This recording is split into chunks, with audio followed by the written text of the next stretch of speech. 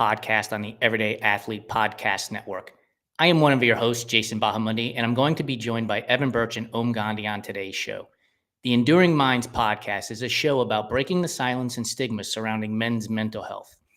We will be open, honest, and vulnerable with each other and you about our struggles with our mental health, but it isn't going to be all gloomy. We do have some wins under our belts, and we'll share those as well. You may ask yourself why this is a show on the Everyday Athlete Podcast Network, and it's because the three of us are endurance athletes, and we sometimes use running to help us with our struggles. Today, Evan and I will interview as we work our way through introducing you to our hosts. Last month, we interviewed Evan, and you can find that episode on the Run Try Bike YouTube channel, as well as on the Everyday Athlete Podcast Network, wherever you get your podcasts. Next month, Evan and will interview me. Then we will start to bring on guests to discuss their mental health struggles and how they are breaking the silence and the stigma. So without any more words from me, let's bring on Evan and then to get the show started. Evan, man, how are you doing today? Thanks for joining me. Yeah, I'm doing well. Thanks, Jason. Yeah, I'm really looking forward to being on the other side of the questions this time.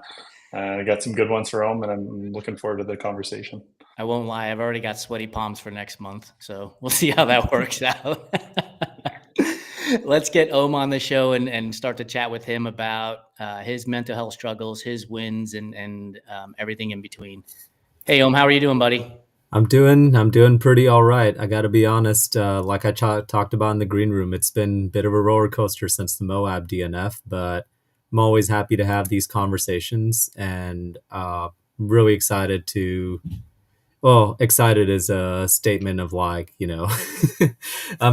happy to open up, but it's going to be interesting being on the other side of this. But as I mentioned at the end of the last conversation, I can't imagine two other people I would rather be doing this with. So appreciate that.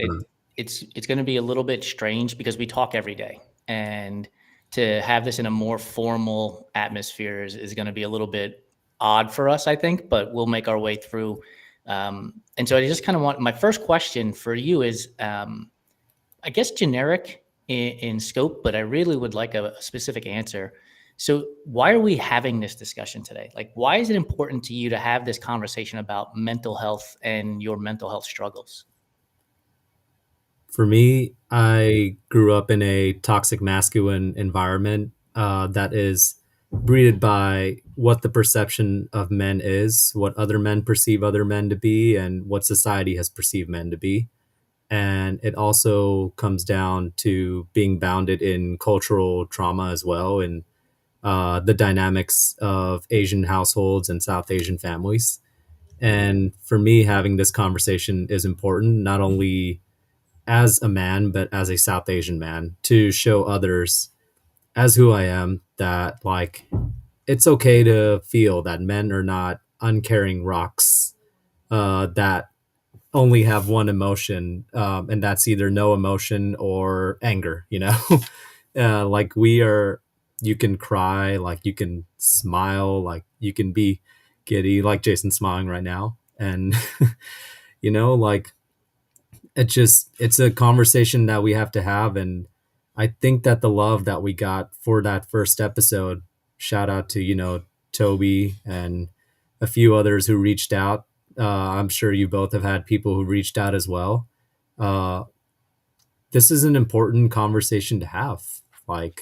This is something that needs to be talked about. And I will say that not only men have reached out to us, but women have talked to us about how important it is for men to be talking about something else other than the ball game,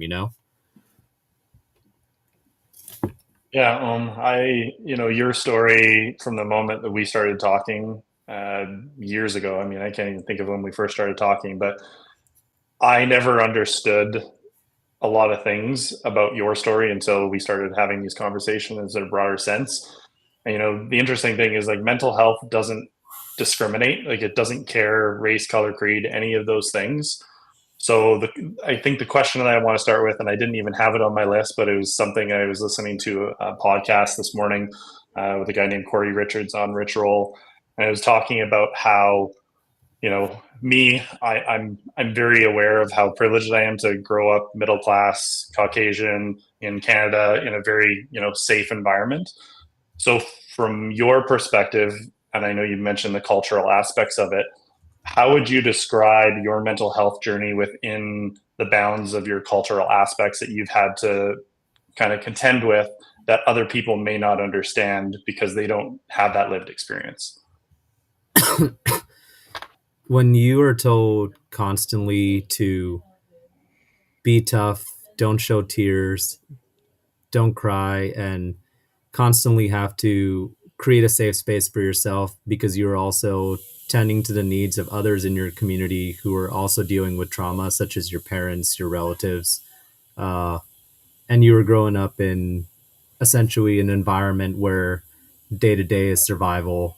Uh, like to preface, like I grew up, the first 6, 7 years of my life, I grew up in a house that essentially had cracks everywhere. Like there were rats and infestations of cockroaches, and like not to be TMI, but the toilet would overflood every single time there was rain. There were 10, 15 of us living in the house.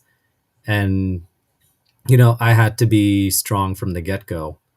Uh, and a lot of that for me was not just bound in like what men should be, it was bound in like South Asian culture and tradition of like not only me being the first child, but being like a male child, and also the first in my immediate family to be born in the States. So there's that side of like coming from an immigrant family and the expectation that my parents, built money through their blood essentially and want me to create a better life and wanted to create a better life for me. And so the way I would describe being in an environment like that, I didn't realize that what I had was not normal until I started going to more, until I moved out from that area and I started going to a more affluent school in an affluent neighborhood. And I started to realize, like, man, I don't have these van shoes or these backpacks. I don't know what these kids are talking about when their parents say, like, when I see them and their parents are saying, I'm proud of you, like none of that makes sense to me. And that was when the perception really broke for me. It's like realizing, I don't know if the example is like the frog, there's the example of the frog that's like you put it in the water and it like jumps out versus like the frog that's like boiling alive and doesn't know it because the heat is slowly simmering up. I think it's more of like I could see all around me. I thought that was my environment. And then when I got to middle school and started going to that affluent school, and started being bullied also for being different, um, I I started trying to walk out ahead and I bumped into a glass ceiling. So I could see out there. I could see that I thought I had this environment around me and that was the normal environment. But then I saw everything out there, and when I tried to move, there was a glass ceiling of expectations. And it took me many, many years to break that glass ceiling. And so I felt like I was trapped for most of my childhood. I don't know why I even prepare questions because I think 17 just jumped into my mind and I've been trying to write down as you've been talking. And one of the ones I wrote down, which I found interesting in your answer, was you discussed safe space. And it made me think about how do you even begin to create a safe space for yourself in that environment? And did that safe space lead to you having bouts with alcohol abuse? Man, yeah.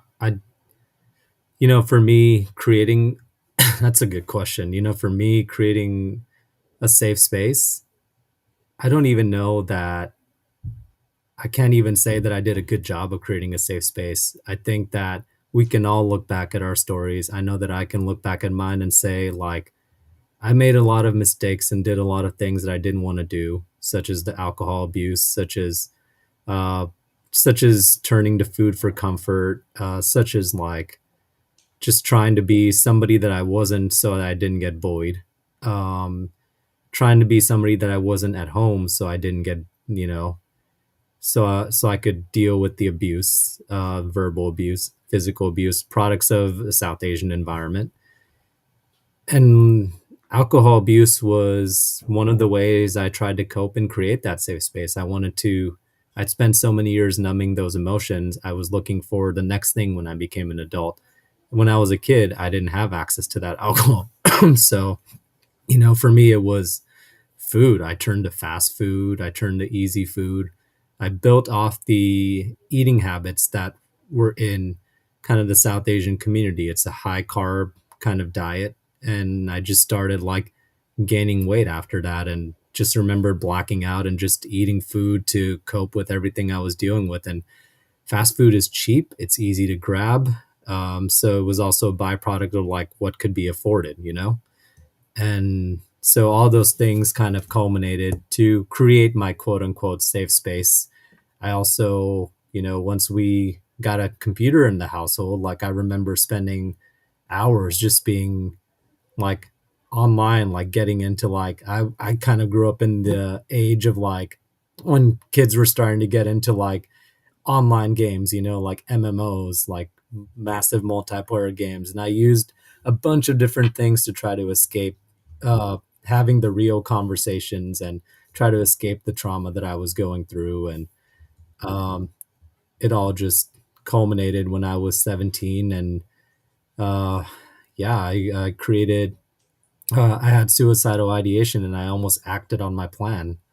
Uh, and yeah, it just, I don't know that I did a good job of creating a safe space, but I think that we do the best we can with what we have in that moment. Yeah, like your story, it just, all of us share like an emotional connection to our stories, and we all have different levels of the stories that we've experienced ourselves personally. But I think that's the cool thing about the vulnerability aspect of having these conversations is it gives us the opportunity to see ourselves and other people through their stories, but at the same time connect on a very deep emotional level that I would argue that most men don't connect. I do want to quickly go back to when you were talking about breaking through that glass ceiling. And I don't know if you've heard this before, but I've heard it described as your parents' ceiling is your floor. So your parents were only ever able to go so far because of what they were given as children themselves.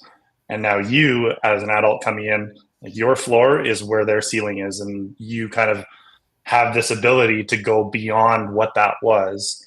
So how does that land for you? Just in me saying that, I was just curious because when I heard you say that, like that's instantly what came to mind for me. Like what do you take away from that? My parents are my heroes. Uh, what my mom went through, just seeing the things that she went through when I was there, the things we went through together, what my dad has suffered through, the money that he's built, they both built with their own blood, and the suffering that they had to go through. They did the best they could with what they had. What I Two things can coexist at the same time, and this is something that's very important to say. I went through verbal abuse and physical abuse within my family, and that was because of the tools that my parents had, that my extended family had. They did the best they could with what they had, and they suffered even more at the hands of like the people that were behind them in their environment. And I think that we are all just products of like a broken system in this South Asian environment. And so I don't think I've ever heard it said that way, but I think that it's true. Like what was my parents' ceiling is my floor. And they really sacrificed and they worked hard for me, and they worked through their own things. And as I was growing up and not as I was working through what I went through, I could see them mellowing out and maturing over time and working through what they went through to the point where we've had deep conversations about like everything that happened in the past. And like they see the work that I'm doing to put this out there, both as an endurance athlete and through Enduring Minds and through my vocalization on social media. And they're behind me every step of the way because, you know, like all those things can coexist. And we're all just byproducts of this environment, and change needs to happen. And I feel like because I have more tools than they did, and I think this might be true for, many kids, not just immigrant kids, but kids who have taken the next step, they're the next step in a generation or whatever. Like, I feel like I have the responsibility to break those chains or keep breaking those chains if I haven't broken them, because there's obviously still like some shit that I have to work at and will probably be working out for the rest of my life. Um, but I feel like it is now my responsibility to take the tools that they gave me, the tools that their parents gave them, my grandparents, and to break those chains and to build something new. And it's honestly like, I don't think I've ever said this, because I feel like it's hard to say without feeling like I have an ego or arrogance or whatever, but it's hard. It's hard. Like, it's hard, like, going through the first formative years of your life and feeling like everything you did and said and went through is normal, that you're supposed to feel like you're trapped at any given moment, that you're supposed to hide your tears and then, cry when you're not around anybody else. And like, it's so damn hard. And then, like, getting to that point of where you realize that this is not okay. Like, even then, it's like there was a whole journey for me of realizing, like, okay, it's not okay, but what is okay? What is right? What is normal? And like, it took me so many years. I mean, I'm 30 years old, and I went through counseling over the years. I tried therapy a few different times. It took me 30 years of my life. My last birthday, well, my 30th birthday, was when I realized I needed to go back to therapy. And that was the first time I was able to consistently sit with the therapist over this entire year and finally open up and break free, because that therapist specializes in cultural trauma, which is something I didn't have with other therapists. So it's taken me years of my life, and I'm still working through it. It's a thank you for sharing that, and because it leads also into this next question. You talked about suffering verbal and physical abuse as a kid, and then you called your parents your heroes. It could very easily have been you holding a grudge as you go through the process. I'm wondering if the idea of your parents being your heroes is sort of a recency bias because of where you are today versus when you were a kid going through the process of physical and verbal abuse. Did you understand what was happening and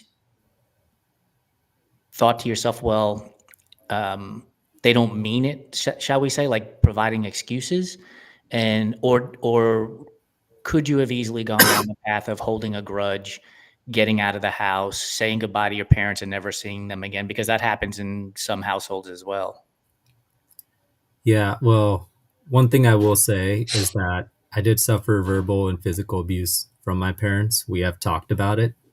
Uh, and we've had deep conversations about, like, what they went through and what I went through.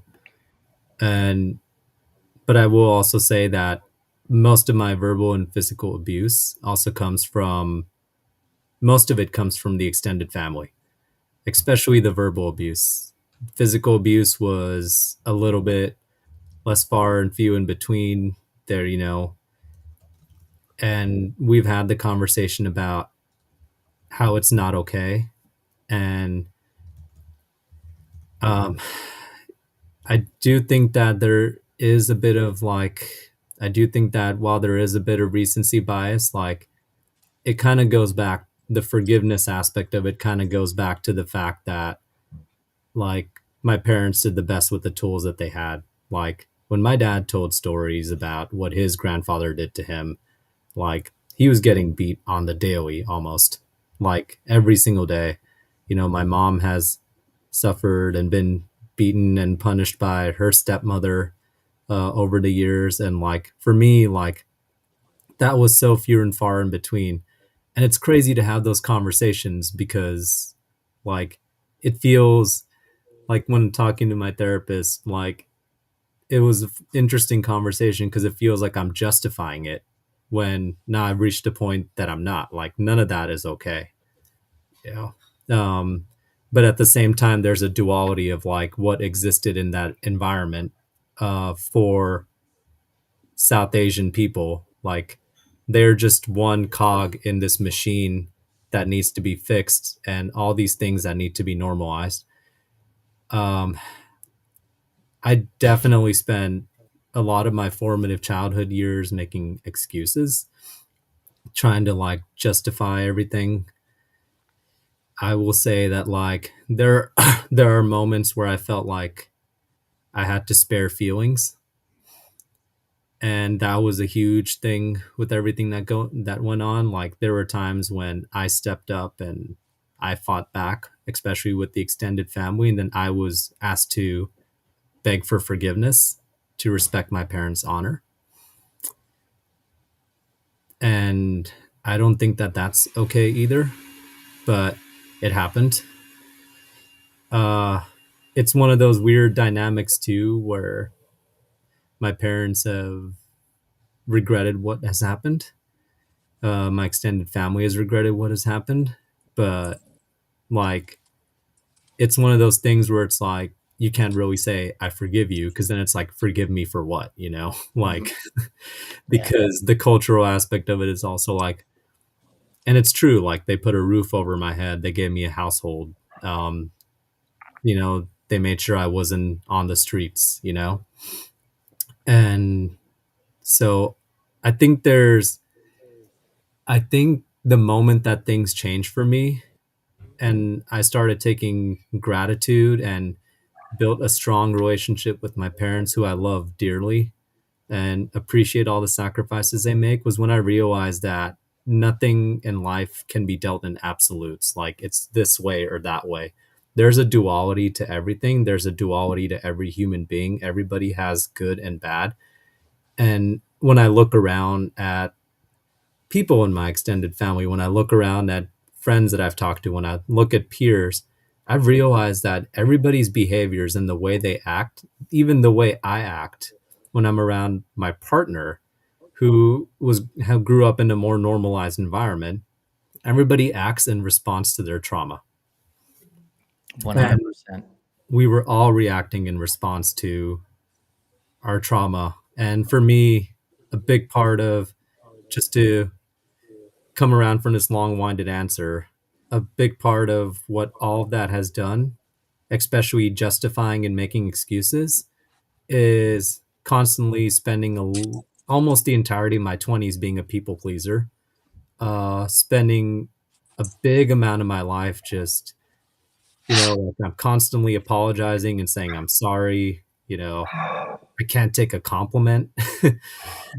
When somebody says, I'm proud of you or good job, I put my head down. Like these are things I had to work on with my therapist who literally gave me activities like, I want you to make eye contact with somebody who gives you a compliment for 10 seconds and take the compliment. And I was like, dude, you were asking me to do a 300 miler right now.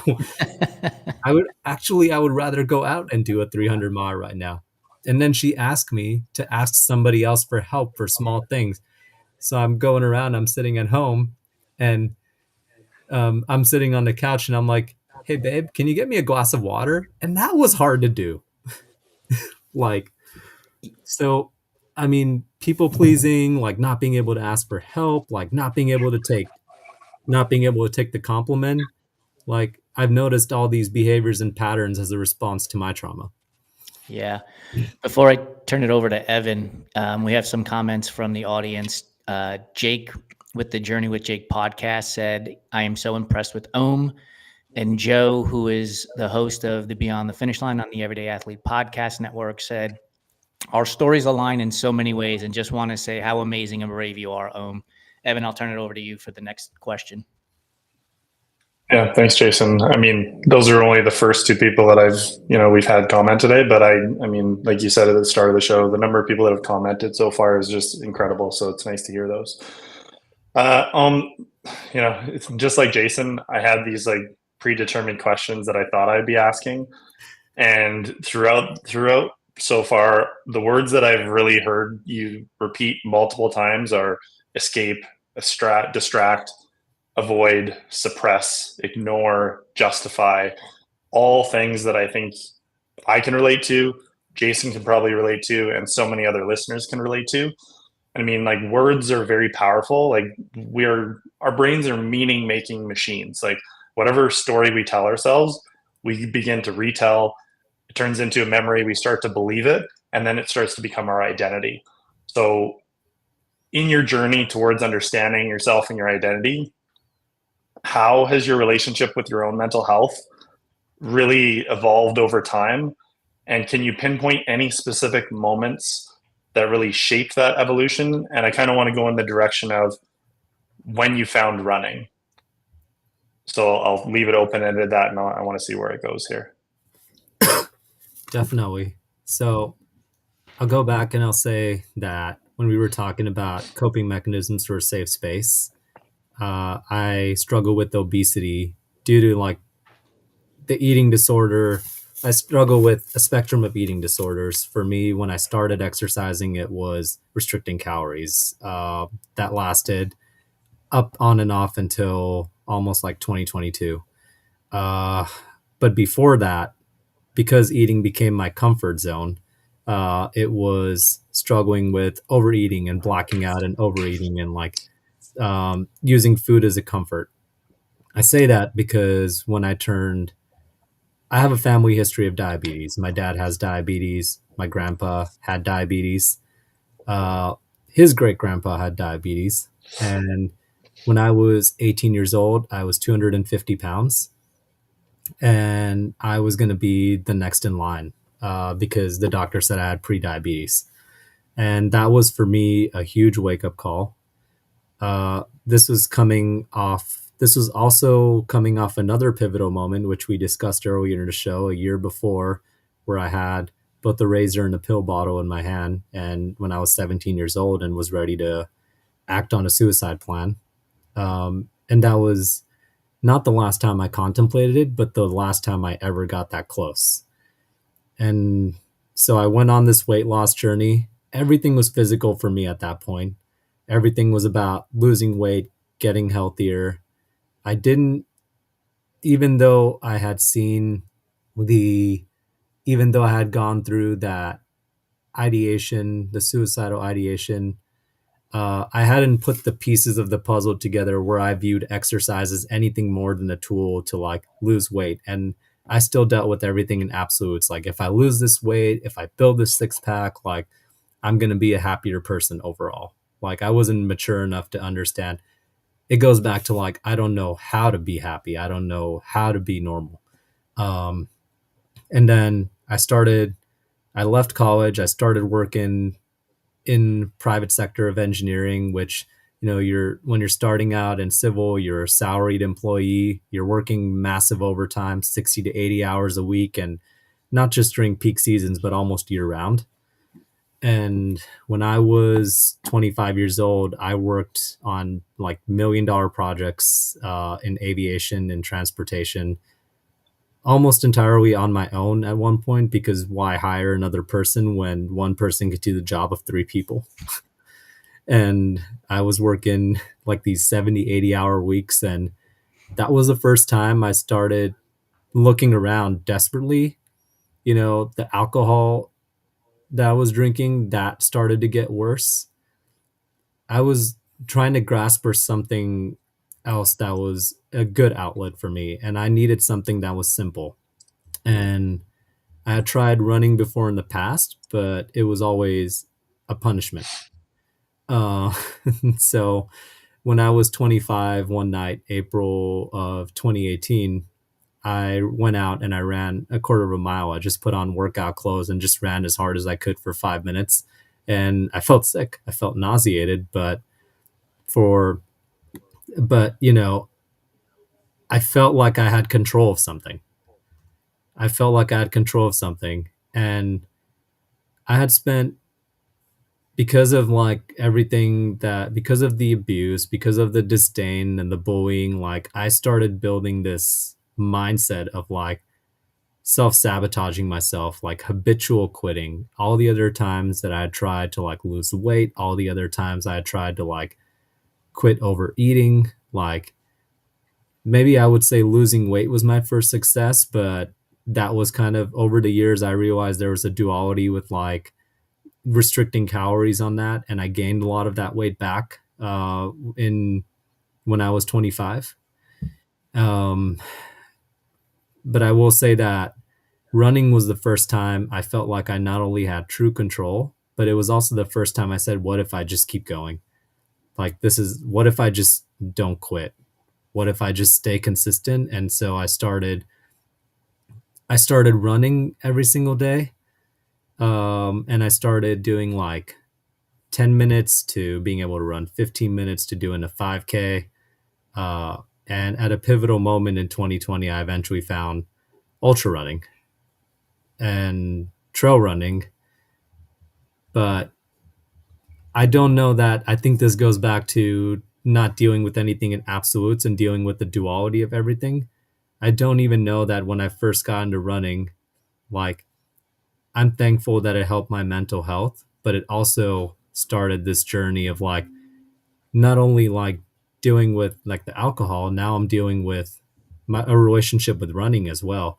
I think it goes to something you said, Evan, back in a conversation we had of like running away from something and running towards something. And I felt like at that time I was running away from something.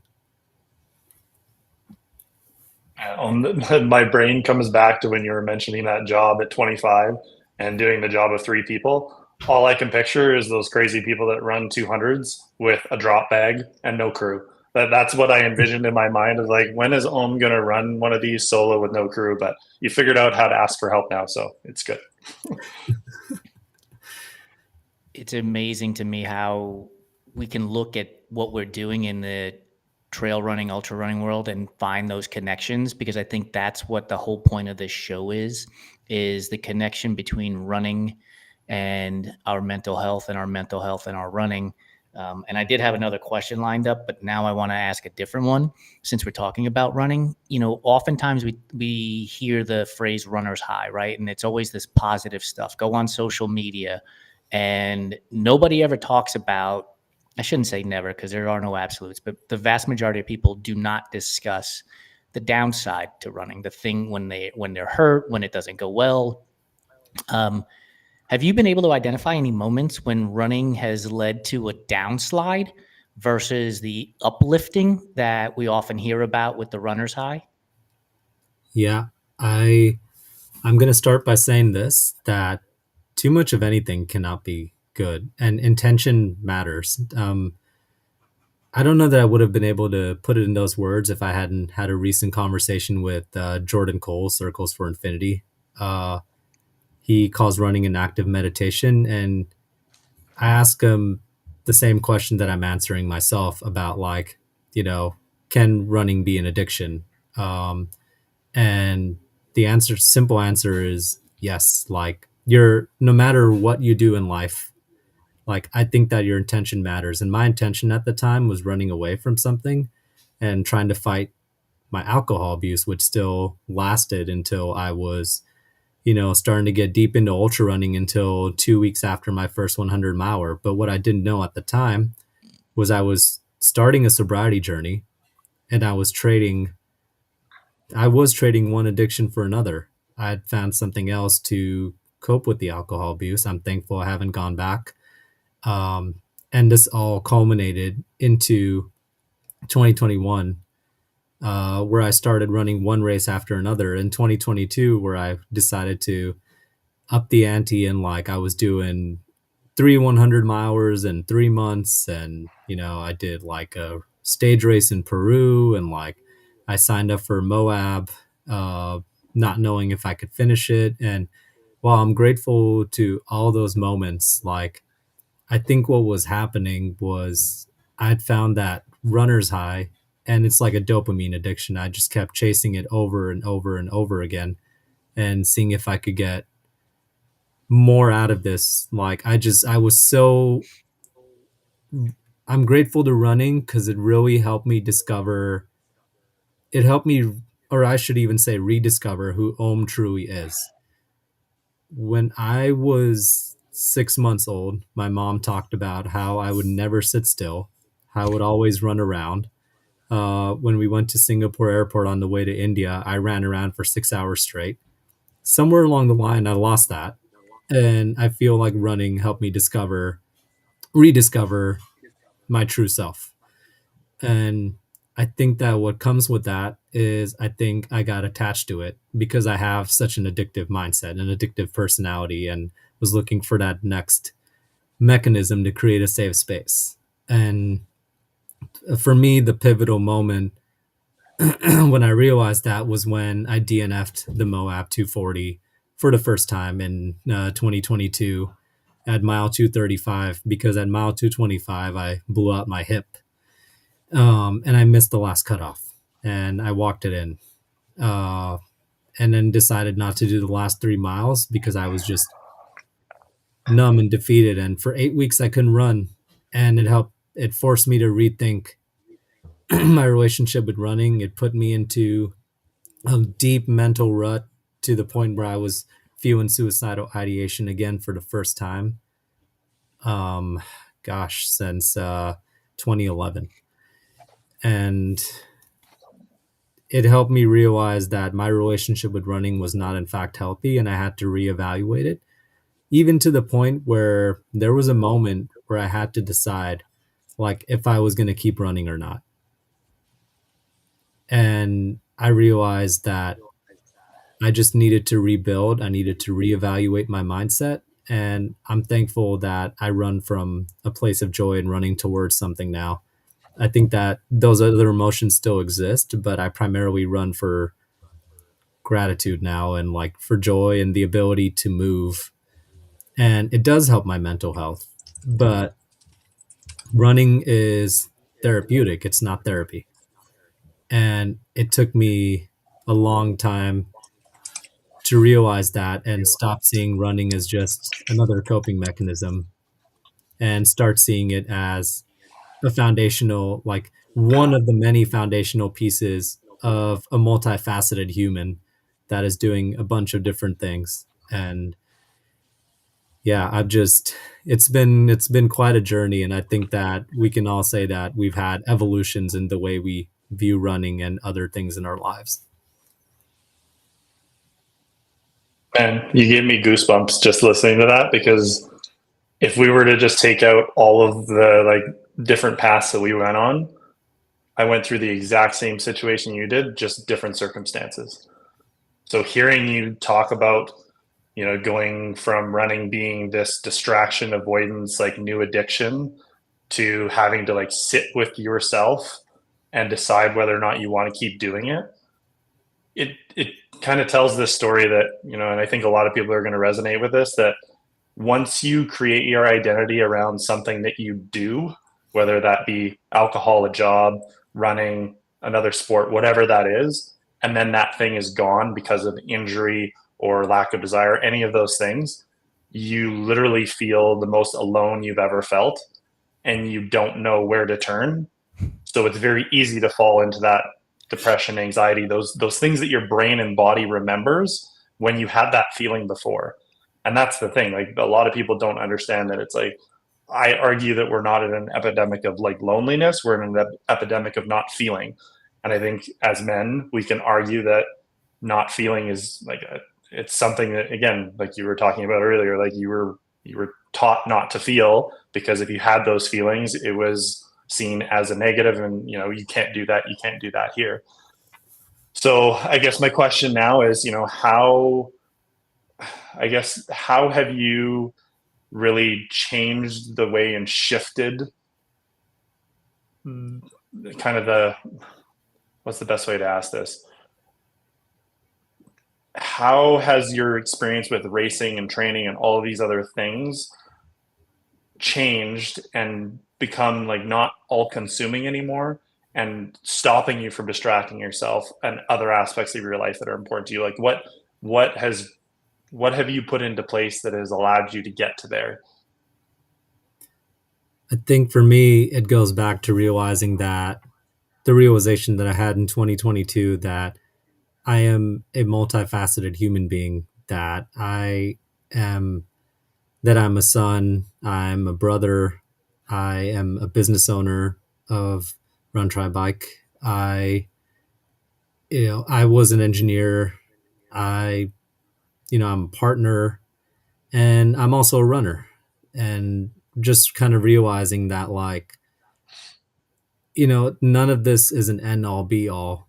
Um, it's funny because now looking back to my second DNF at Moab, it feels like both of them, I'm pretty damn proud of myself because how I reacted to my DNF at Moab in 2024 at the end of the Triple Crown, which was my big goal in ultra running for as long as like I've been an ultra runner. Like I signed up for that just 2 months after my sobriety in April of 2021. The DNF at Moab in 2022 still hurts. It broke me. It took me a long time to realize how proud I am of myself for going that distance, which is essentially like the whole distance. 235 miles. The only thing I didn't get was a piece of metal, which who cares? We're all going without that when we die, right? In 2024, I not only made it, I made it 82 miles. I mean, I was puking like a faucet. But if we were taking a step out and looking at absolutes again, like if I was the Ohm from 2 years ago, I would be distraught that I didn't even make it as far as I did the last time. Now, I couldn't care less. Like, I will say that it still hurts, but I realized that it's okay to feel all those things. It goes back to the duality of like things that like personalities and like feelings and things that can coexist at the same time. And I think that Moab has been a good benchmark of like my growth as a human into being the person that I want to be. I think that we are working towards this infinity curve in life where we are trying to move towards the person that we're trying to be. And I feel like I'm kind of on this upsurge right now where I could see the shift in my personality from how I reacted to that DNF in 2022 to how I reacted now. And I think a lot of that was just realizing that I'm a process-oriented person now. I spent so many years of my life dealing with failure. I've had 5 DNFs in the space of ultra running. I've had many failures as a business owner. I've had many failures as an engineer.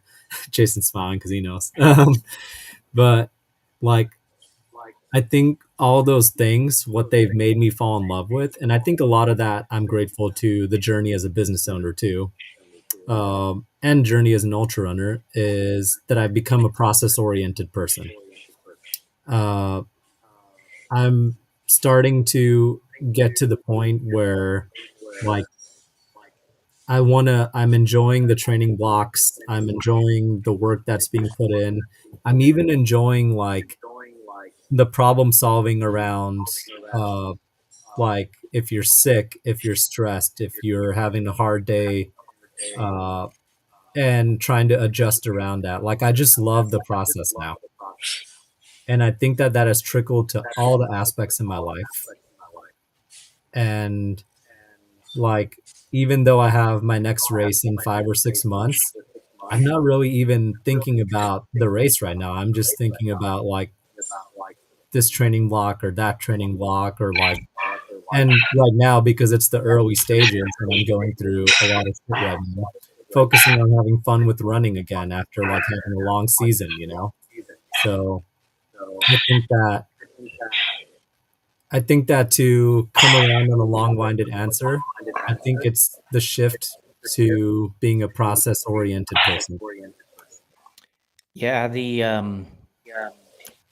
idea of the blank guy, the blank woman, right, as identity for your personality that you mentioned and Evan mentioned is reality for a lot of us because that's how we get known on social media, and then we hang on to that. And when it starts to not work for us, becomes a negative, it's really hard to let go. And I've been through it myself as well. It's not something that's really super easy to deal with. Which leads me to this question about being a runner ohm and becoming a business owner. Um, you're an engineer by trade. Your family, I'm guessing, and although I kind of know the answer, the public may not, were not understanding of what it would be to be a business owner, leaving a field of engineering to become a business owner. The process of going through that, couldn't have been easy. What lessons were you able to take from going through the process of dealing with your mental health struggles, to deal with those conversations with your parents, to say, look, this is a business I'm going to be invested in and it's going to be in the field of, endurance sports. Oh man, those were crazy conversations.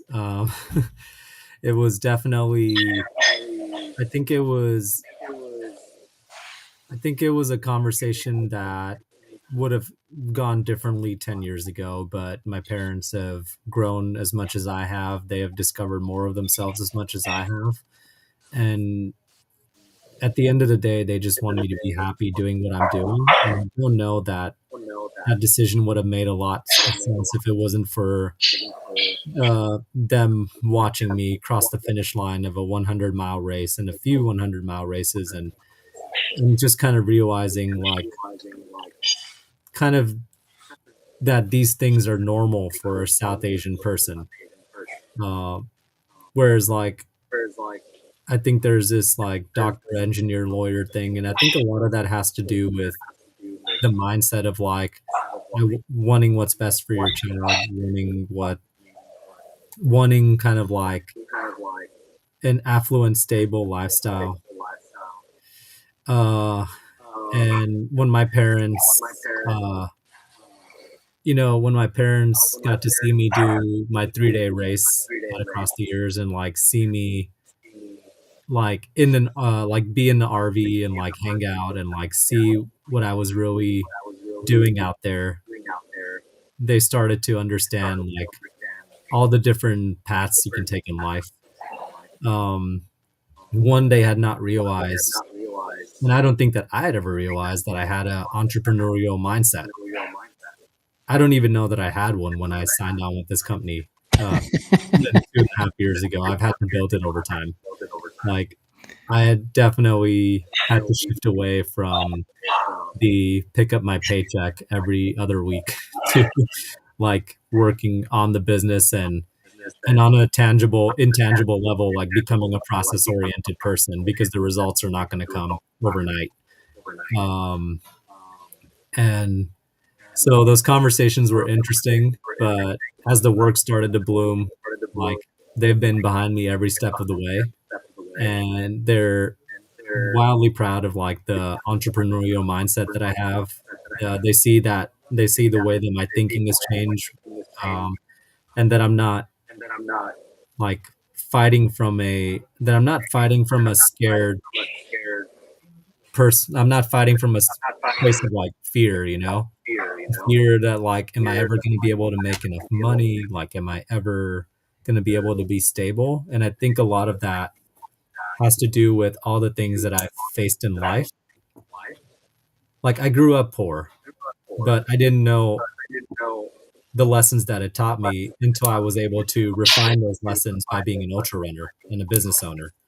I think that we all learn lessons in our lives, but we're not able to find those lessons within the things that we go through until we find something to refine them. And I feel like ultra running and business ownership are like this, like the pickaxes to dig out the gold or the diamonds from the coals.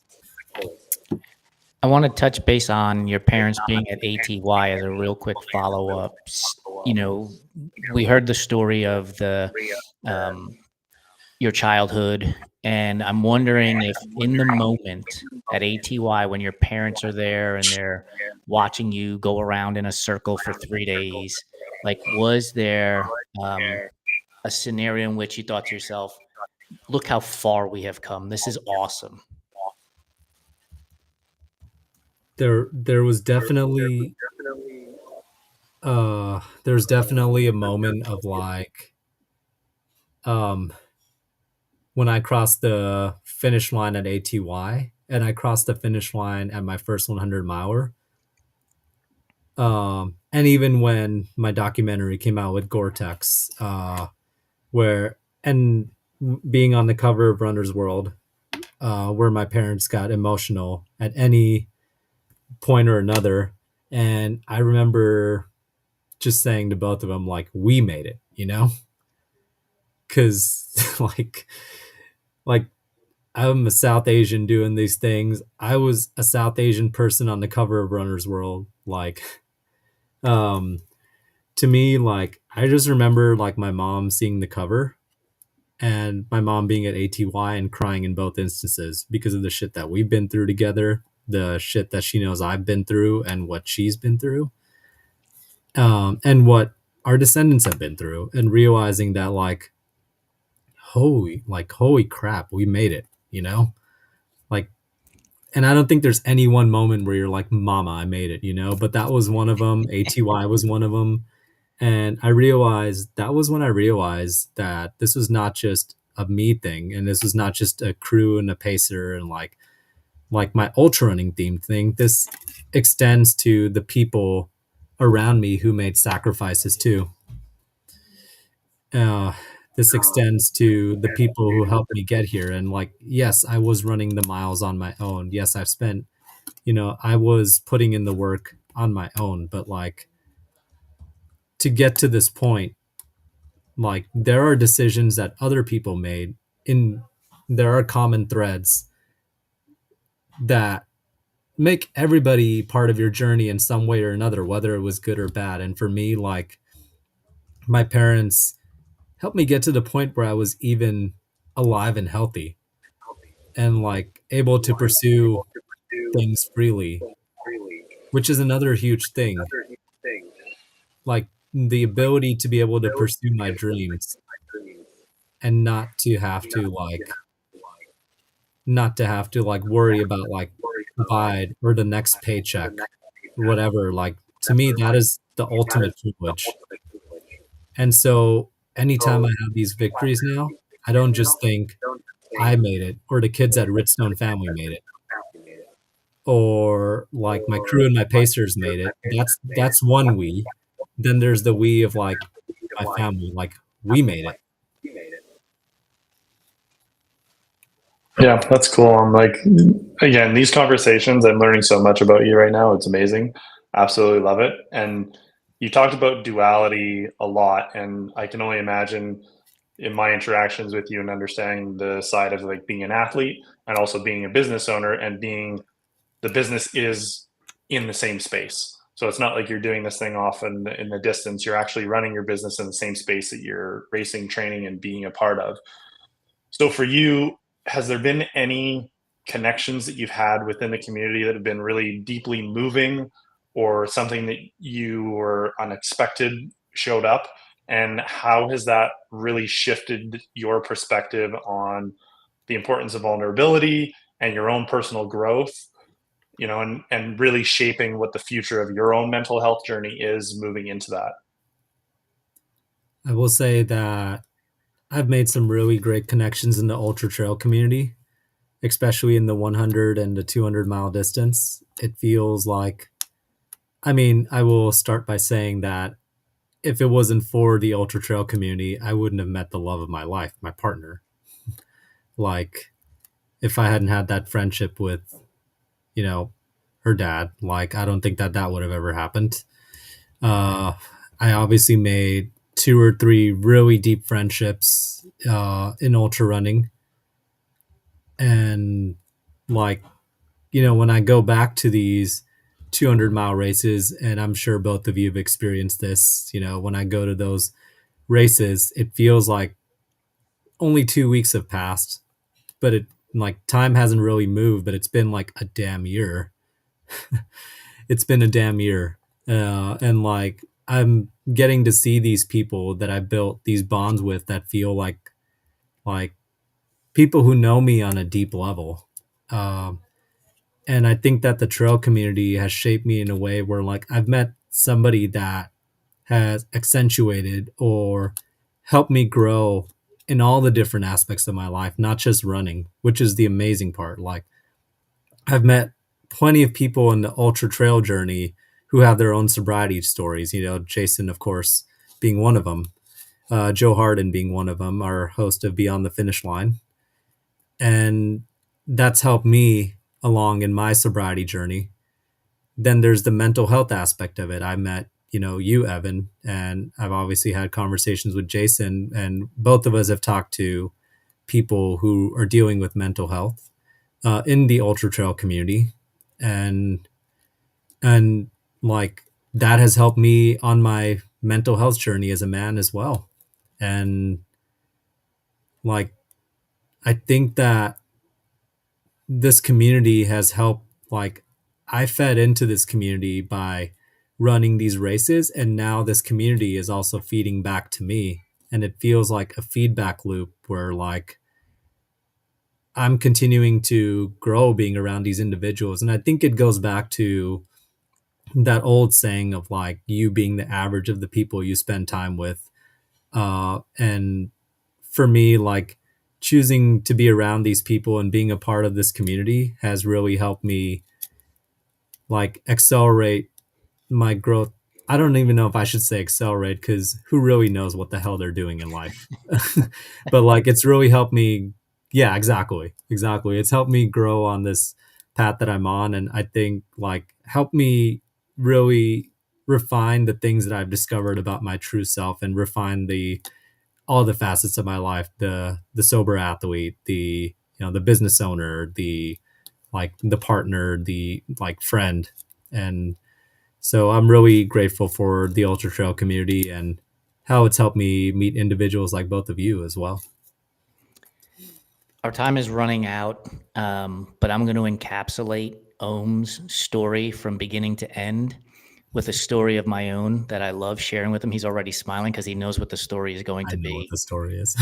So 2.5 years ago, I met Ohm for the first time in person at the Coldwater Rumble in Phoenix, Arizona. And he was very shy about meeting somebody he was working with, me. And I introduced myself, and he shook my hand. And it was the worst dead fish handshake I have ever gotten. The absolute worst. And I left that conversation, and I looked at Lori, and I said to her, what the fuck did we just do? Like, how is this guy going to help us grow this business?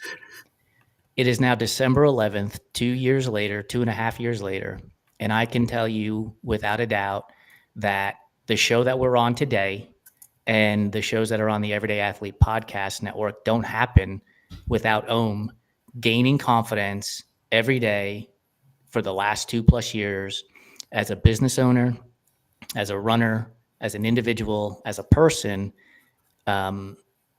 And that really just encapsulates your entire story from the last hour that you have shared, from dealing with the physical and verbal abuse as a child, to suicide ideation, to alcohol abuse and body dysmorphia, to becoming a trail runner, ultra runner, not quitting on running and not quitting on yourself, to being on the cover of Runner's World, to now being an owner of In Run Try Bike, which is the premier voice of the everyday athlete and a community that is burgeoning. And so I love telling that story, not so much to embarrass you, but to remind you of where you started and where you are today, and how we're going to continue to grow not just this business, but ourselves as individuals. For those of you that have joined us late, thank you for being here. This will be on the Everyday Athlete Podcast Network, wherever you get your shows. And I would encourage you to go back and listen to the interview of Evan, who is one of the co-hosts here with us. We chatted with him in November. So go and search for that episode. You can find it on YouTube, our website, runtrimag.com, as well as on podcast format, wherever you get your shows. And next month, they will be interviewing me, and I will be telling my story of dealing with my mental health and my struggles and the things that I have gone through over the last, I turn 51 tomorrow. So over the last 51 years of my life, I'm already nervous. My palms are sweaty. So it'll be fun to be on the other end, as Evan said when we started this show. So Evan, thank you so much for joining us on this episode. Any parting words from you?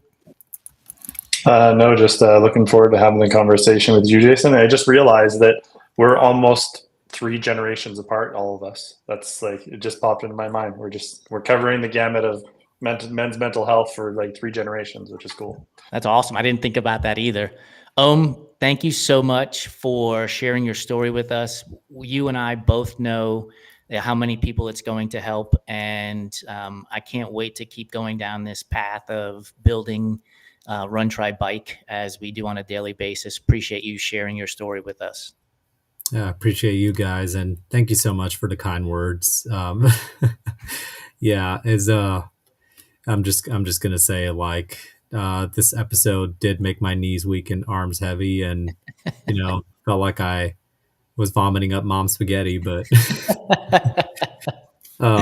it was, I couldn't imagine having this conversation with two better individuals, so I appreciate this and always appreciate having this show, and can't wait to be on the other side of this and give you some hard-hitting questions. I'm ready. Everybody, thanks for joining us. Check out the Everyday Athlete Podcast Network wherever you get your podcasts, and we will see you next month on Enduring Minds, Episode 3.